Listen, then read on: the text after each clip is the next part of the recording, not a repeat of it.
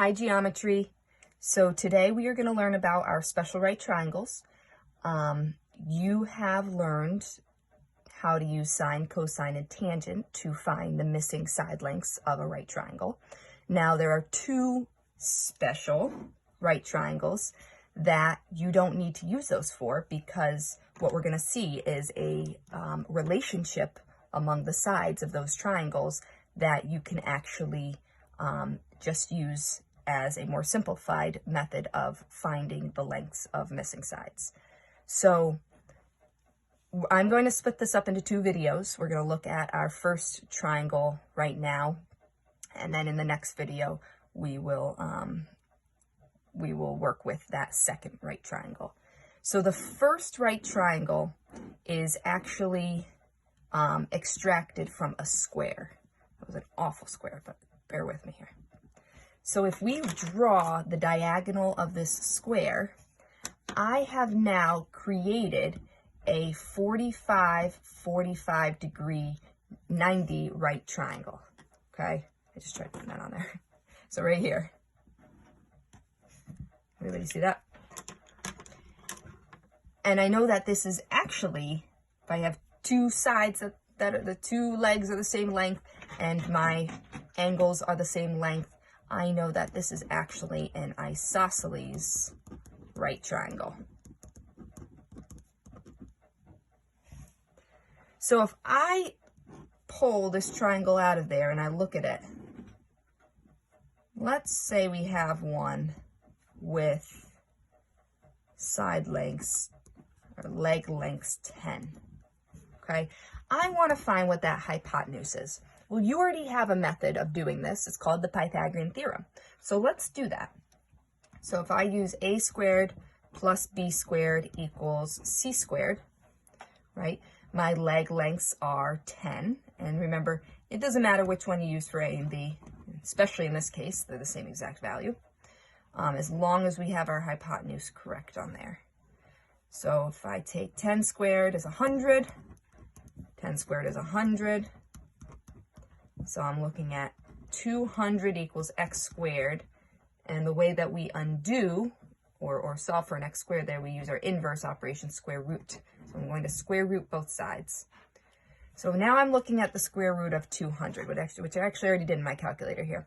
And that turns out to be a decimal. So in our simplifying square roots video, we learned we don't want to use decimals because we are creating an imperfect value here. I want to keep this as nice as possible. So let's use our simplifying square root skills to do that. So I'm looking for two numbers that are a factor of, or that are factors of 200, right? And one of them I want to be a perfect square number. Hopefully you thought of 102. And so now the square root of 100, I can simplify that to be 10. So our hypotenuse length is 10 root 2. So this is 10 root 2. All right, so, you can't really see too much yet. I'm going to give you two more 45, 90 right triangles. And I would like you to please use the Pythagorean theorem to find what your hypotenuse length will be. So pause the video. So if you did this correctly, you would have found that this hypotenuse is 6 root 2, and this hypotenuse is 2 root 2. So hopefully by now you're seeing something special about this triangle in the fact that our hypotenuse length is just the leg length times the square root of 2. See that there? And yes, that works every single time. So I am just multiplying whatever my leg length is times the square root 2. And so if I am given a leg length, I know to multiply by the square root of 2 to get my hypotenuse length. What do you think I need to do if I'm given just my hypotenuse length and I'm trying to get back to that leg length? Hopefully you came up with the fact that we were actually going to divide by the square root of 2. So let's look at a couple problems to utilize this. So very basic. If I'm given an isosceles right triangle, right? If I'm not given those angles, I still know that this is a 45, 45, 90 triangle because these two leg lengths being the same establishes it's an isosceles triangle, which means our base angles are the same. And the only way for these to be the same is for them to be 45 degrees. So just be sure that you are working with a 45, 45, 90 triangle before you use this. So let's just say our legs, or one of our legs is 5 centimeters. So we know that other leg is going to be 5. And we know that our hypotenuse is going to be 5 root 2. Okay, most basic example that you can go through. Now, what if I'm given that my hypotenuse is 15 root 2? Well, what are my legs? Well, where did that come from? Remember that the hypotenuse is just the leg length times root 2. So my legs are just 15. Okay, and that's the same as dividing by the square root of 2. That would have just eliminated our root 2 there.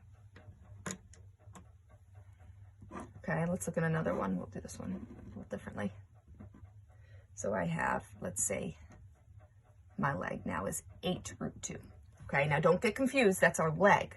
So our leg length, we've only so far worked with integer leg lengths. Now I have a radical expression as my leg length, but just follow the same rules.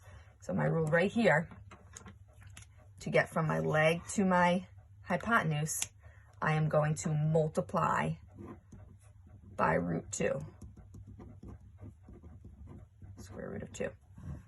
So 8 square root 2 times the square root of 2. Remember our radical properties, we're going to multiply what's in the square root. So 8 stays on the outside. Square root of 2 times square root of 2 is square root 4. And the square root of 4, we know is just 2. So I get 8 times 2 is 16. So our leg length here is 16. And so now I'm going to show you probably the most complicated example that it's going to get. And that is, what if our hypotenuse is a non-radical, non-root 2 number? Okay, so how do I get back to my legs? Well, let's look back at that rule. We're just going to divide by the square root of 2. So I need to divide by root 2 to solve for my leg lengths. So what does that look like? Well, that should look familiar from our rationalizing the denominator video. And if you remember, the way we do that is we multiply this by square root of 2 over the square root of 2. So straight across, 10 times square root of 2 is 10 root 2, divided by square root of 2 times the square root of 2 is just the square root of 4, which is just 2.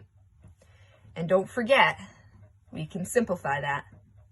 10 divided by 2 is 5. So my leg lengths are 5 root 2. Now, don't get intimidated, because you don't actually have to do this every time if you realize what the pattern is here. Let's compare these two examples. And so I'm going to highlight what I want you to look at. So here's the length of my leg, and here's my hypotenuse. So what do you notice about how the length of the leg compares to the hypotenuse when the hypotenuse is a whole number? It's half of that number times the square root of 2. So if my hypotenuse is 10, the leg is half of that, 5 times the square root of 2. So if we did one last example, I'll put it right up here in the corner. So if my, let's go big. My hypotenuse is 100. what are my leg lengths going to be? Pause the video, try and determine that. And hopefully you didn't have to do all the rationalizing work here, because if you followed along with that pattern there, we know that these legs are just going to be half of 100 times root 2. So this is your 45, 45, 90 right triangle.